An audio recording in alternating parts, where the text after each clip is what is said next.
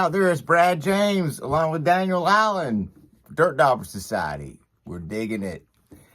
Hey, just want to kind of do something a little different this weekend because it's been raining all weekend here.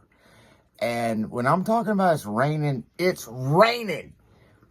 When you see a bullfrog jump out of the puddle into the dry ground, and he's got his luggage packed with him, it's raining. So it leads us to this. So what we're doing is, oftentimes we're asked when we tell people about what we do and show them pieces that we found, points, whatnot, they say, well, you just keep looking and maybe one day you'll find something worth a lot of money. And I don't ever have the heart to tell them that my entire collection for my whole life is probably worth $60, $100. That's not why we do it. What do you think? 40. That's what I mean. It's not about that. What it is about is that when you find something and you touch something that's been made 6,000, 8,000 years ago, 1,000 years ago, you hold it in your hand and you stop and you listen, you shut your eyes and you can hear the water running by, the birds, the gnats.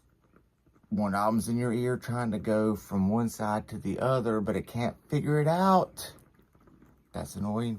But that's what people dealt with that long ago. When you reach out and you touch that piece that's been in the ground for that long, who was the person? What were their problems? What were their triumphs? What made them happy? What made them smile? What made them sad? It's just like shaking hands with someone from thousands of years ago. And we'd like to share, on that note, some of the things that Daniel in his leave of absence, I'm not sure about that, has found. He says he's turkey hunting. Looks like he's arrowhead hunting to me. Check. You show him, Daniel. Oh, yeah. Spectacular point. Spectacular point. That looks to me every bit like what's called a Rowan point, and that is early archaic. That's a long time ago. He found this, which is a Stanley, which is a little after that first one.